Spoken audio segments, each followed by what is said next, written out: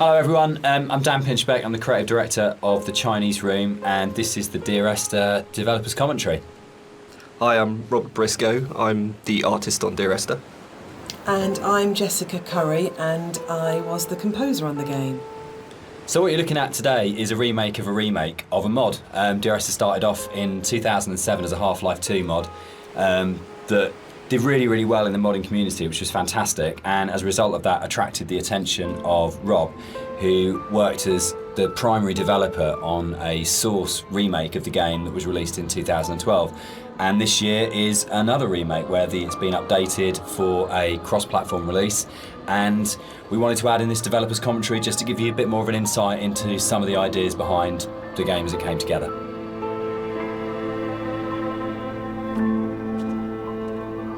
So you'll see around you in a lot of the environments, there's a lot of detail ingrained into everything. One of the things that I wanted to do with Dear Esther is bring the visuals up to the same kind of level of detail that Dan and Jess had put into the other areas of the game. So all of the history and the kind of hidden pieces of story that are intertwined with the VOs and the music and stuff, I kind of wanted to bring some of that into the environments. So if you look around you, you'll see that there's a lot of interesting bits and pieces, a piece of paper with someone's name on it, a photograph, an ultrasound. All of these little bits and pieces are kind of laid in to just kind of bring another aspect of the story into the game. And also, they're actually randomized, so every time you play, you'll see something different lying around. And this is just to build on this idea that everybody has a unique experience and a unique interpretation of the story.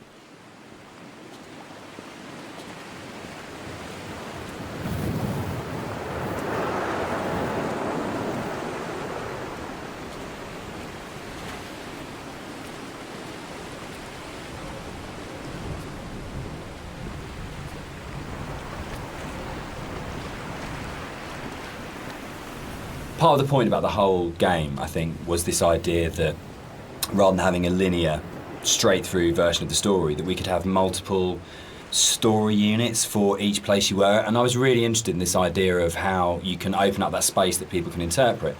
So I loved the idea that you could have two people that had played this game and then would have a conversation about it, and one of them would say, oh, what did you think about when this happened? And the other person would be like, well, that didn't happen for me. I had a completely different event happen or a completely different story happen. And it kind of feels very gamey in that way, that actually one of the things I love about writing for games is that you hand over so much control to the player that it becomes their story, and that's really, really important rather than trying to force them.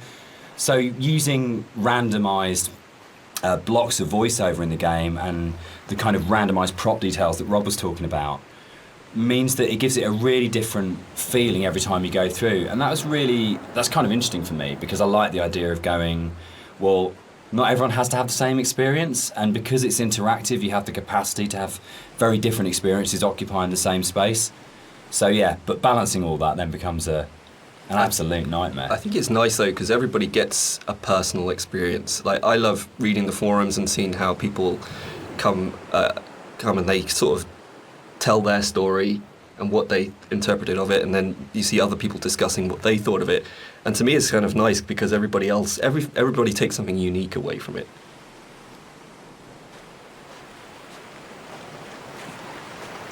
When I wrote the music for the mod of Dear Esther, there was absolutely no budget whatsoever for live players, so all the music was sampled.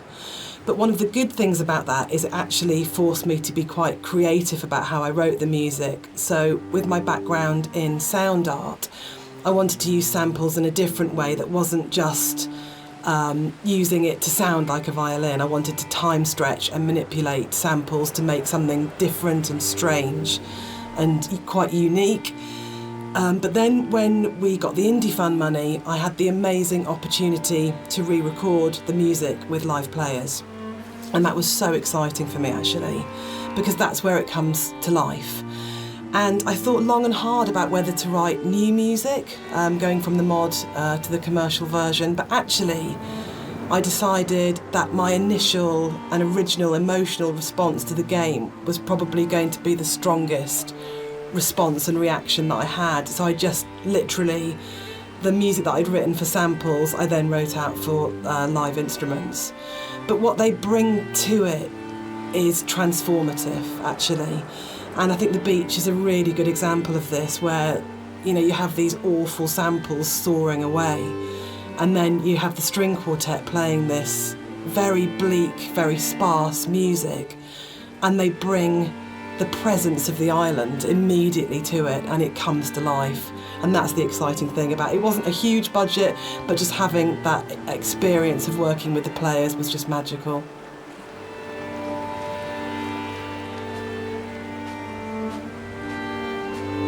Everything about Esther for me is a dream. The landscape is not an island, it's the dream of an island. The music is like music that you wake up because you've heard in your sleep, but you're not conscious of hearing it. And the language in the story was supposed to be like that as well. It didn't matter the sense it made, it was more about the kind of the shapes it created, if that makes sense. So that the words would kind of were like being in water, like listening to something underwater. It'd be this very dreamlike, symbolic, poetic thing. And it always frustrated me in games with game writing. This has really changed quite a lot. There was never any space for poetic language. It was very exposition-y, very descriptive, very direct. And you'd have like art and audio would have these amazing creative spaces they could explore. But when it came down to actually writing, you just had to basically go into the room, describe the character, tell the player what to do. And it just seemed like the most boring thing you could do with words in a game. And why couldn't a writer have the same artistic freedom as a visual artist or an audio designer or a musician, in terms of being able to say, isn't this just about creating this kind of emotional tone, this emotional space? And it's really, I still love that about the game. And it's one of the things I love so much about Nigel's voiceover, is it has this really odd, disconnected, kind of dreamlike quality to it, where you might finish the game and not actually understand anything that happened, but you're being carried along in the flow of it. And without any kind of sarcasm at all, I get into trouble saying things like this. The same design principle applies as this to Halo. It's 30 seconds of fun, or 30 seconds of depressing engagement, I guess, in our case. But it is about that loop of being in the moment in the game constantly, and that's actually the critical thing that matters.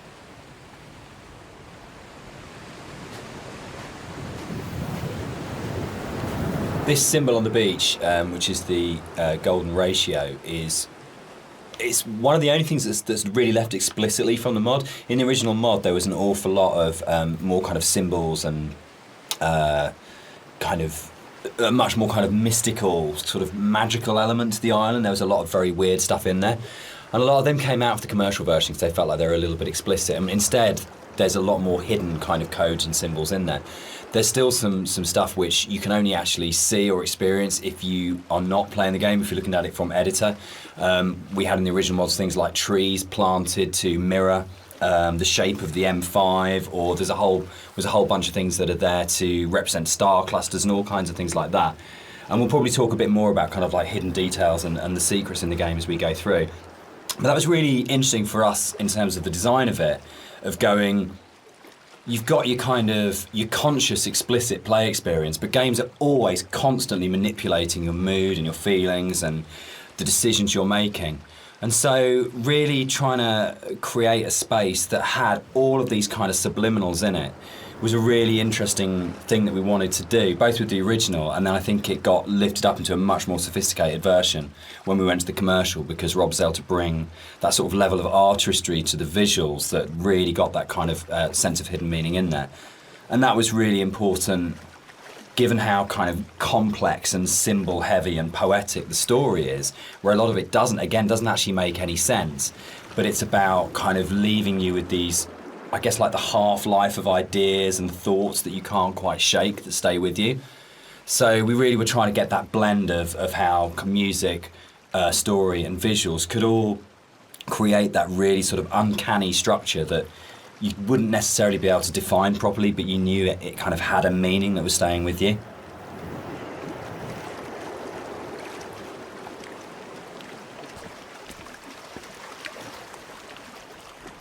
So something I wanted to do as an artist was create some kind of reward for the player when they explore the island.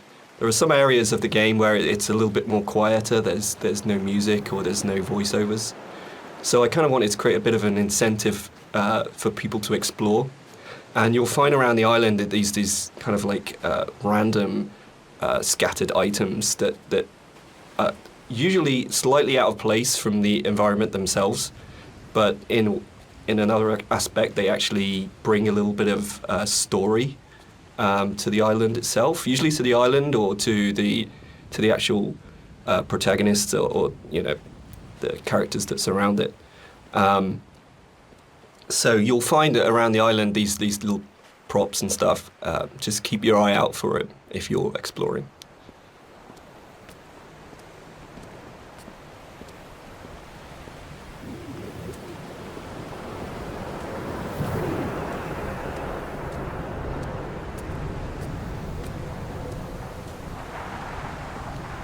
So people have asked why the Dear Esther's set on a Hebridean island.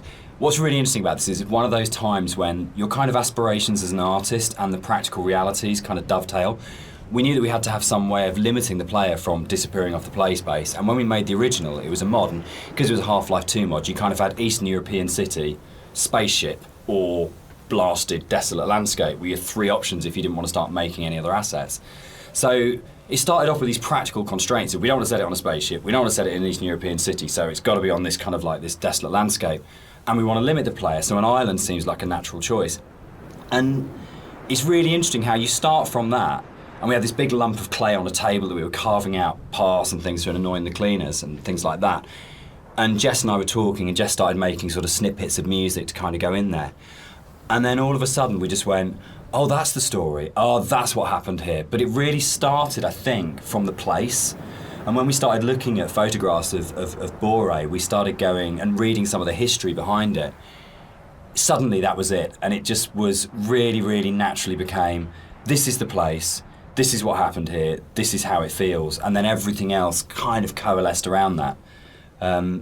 Yeah, I think as an artist it made my job a lot easier because those islands are so kind of like, the environment is kind of hostile. You're out there in the Hebrides.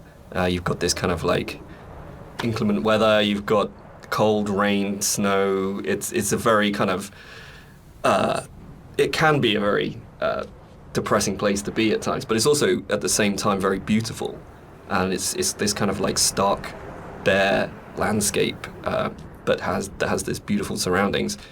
So it's, in terms of art, I think it really helped me to portray a lot of the themes in Dear Esther. And there was a natural fit with the music as well. It suggested a musical style, which was really key, I think.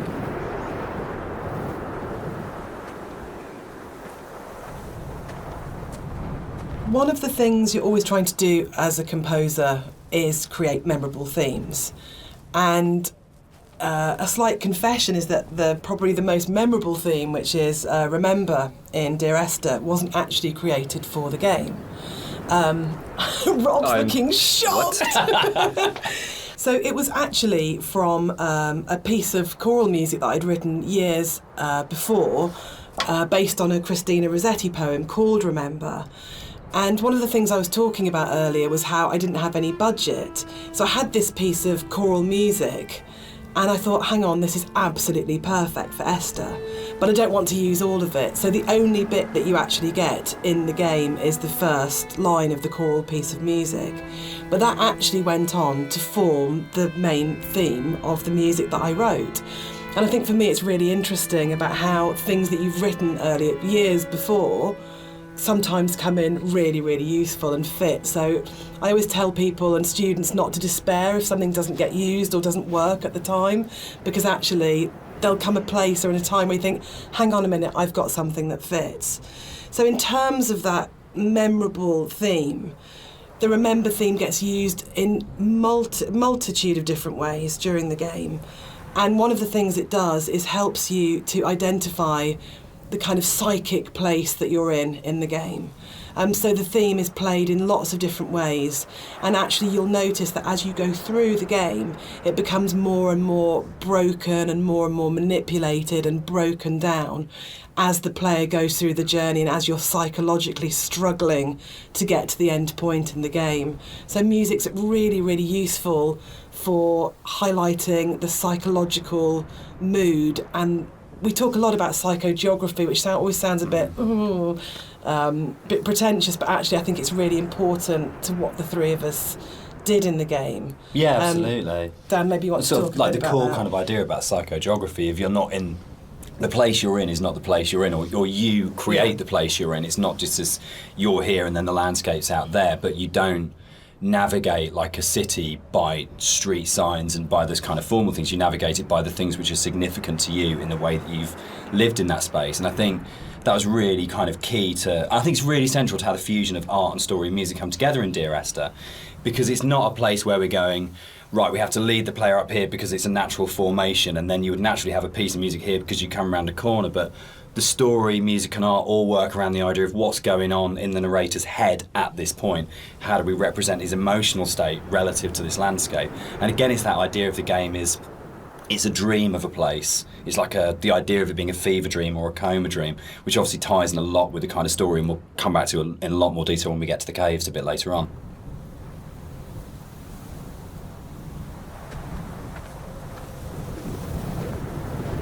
White lines. Yeah. They actually did this. It was really cool. I found this historical document. They used to do this on Boré and the Hebrides. If their disease broke out, Really? they'd actually chip out and expose the chalk. So if you're on a boat and you were coming to the island, you know not to land because it was infectious, which is the coolest, most amazing. It's one of those things where you go, it's almost impossible as a writer to come up with something as cool as that. It just has to be something that was actually done. And it's so sad as well. And I love this bit and the fact that we can do it because it feels really real because it references a real thing. And I don't know, there's something really special about that. But it was always one of those bits in the game that I thought, we've got to be able to represent this somehow. We have to be able to get these things in here. Yeah, I mean, that's really interesting. I actually didn't know that was actually based historically in real life, but that's really cool. Because I mean, my thing about the White Lines is that it was this completely surreal thing, but also it was kind of, it just added to the landscape. It's like, whoa, what the hell is that? And putting that into the game was kind of challenging, because to me it just seemed like, oh, it's going to be really hard to pull off in a way that's kind of realistic. But then when you look at the kind of art style of the game, it's not really a realistic thing. Like everything is half imagined. So in that way it kind of really fit into the landscape, and it kind of creates this amazing sort of landmark that you see in the environment. And I just found it really interesting to hear about that. Yeah. I think it's one of those things where it's not a realistic place. And I mean, no game is a realistic place anyway, but one of those things where understanding that you're making something which isn't real, and you have that kind of capacity to explore it artistically. And we'll come back and talk about sort of like it not being realistic, I think, in a little while. But that's really, really important, because then you can say it's about what these things kind of represent or how they make you feel as a player, not about going, is this accurate? And I get really inspired by sort of doing a lot of research into kind of history and things like that with all of our games. Because you can just find those things that just kind of like speak to you. But it's amazing, you can find that in like an 18th century book and go, that really speaks to me now, that has meaning now, and that's fascinating, I think.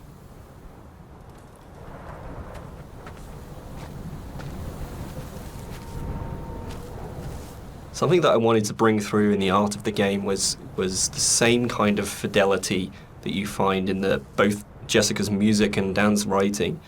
In the same kind of way that you have all of these little details, these very close attentions to detail that kind of really bring richness to the story. And something that was missing in the original mod version was just this lack of a visual layer of story.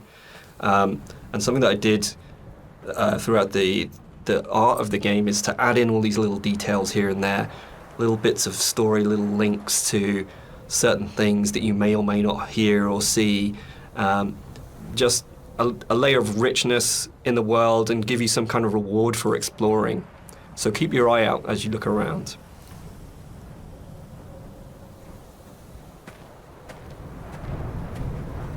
There's a scene in Donnie Darko where Drew Barrymore's playing his English teacher, and she talks about Celador as being the most beautiful word in the English language, and about it's the sound of the words together.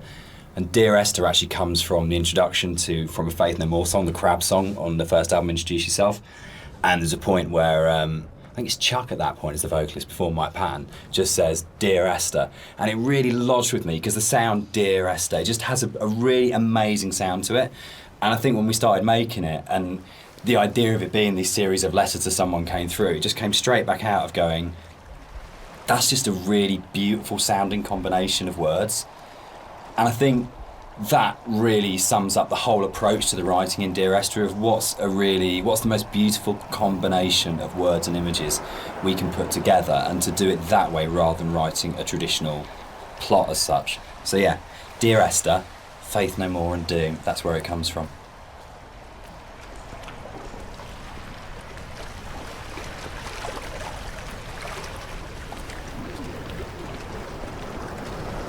I think the central question to the entire experience, for most people that have played it or are talking about it, is this idea of, is the island real?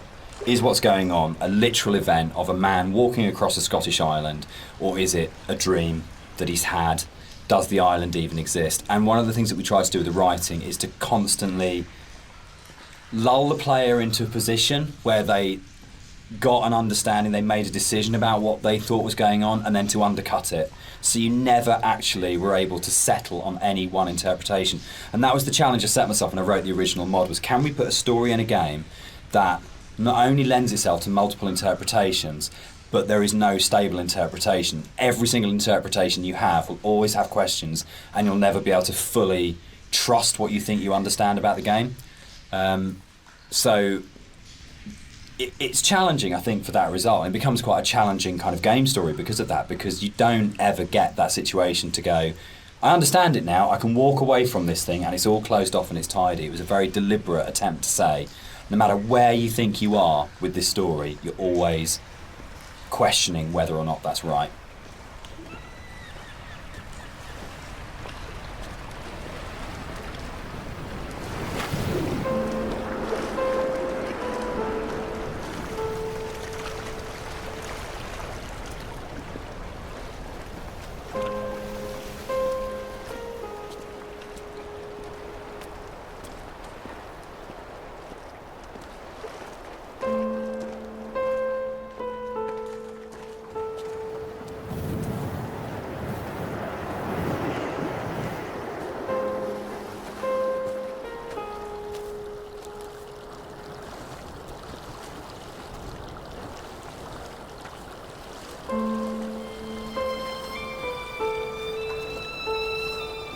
One of the things that's been most commented on with the audio and the music in Dear Esther is how sparse it is.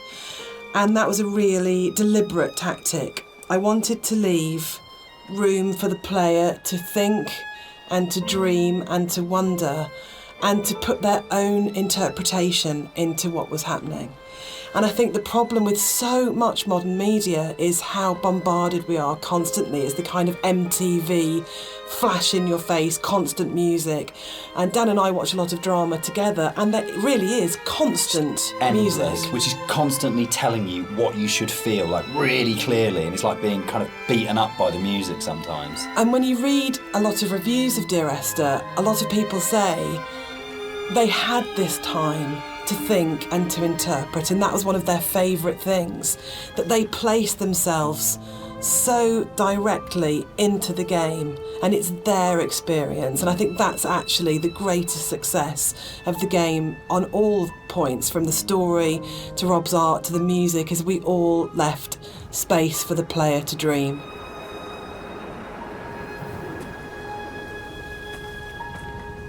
So there's a lot of places in the game where you see a lot of strange things, and this is very deliberate. One of the things we wanted to do is just kind of like not spoon feed the player every little piece of story. We kind of just, some things are literally just in there to just kind of let you think and let you decide on whatever you want to bring to the story yourself.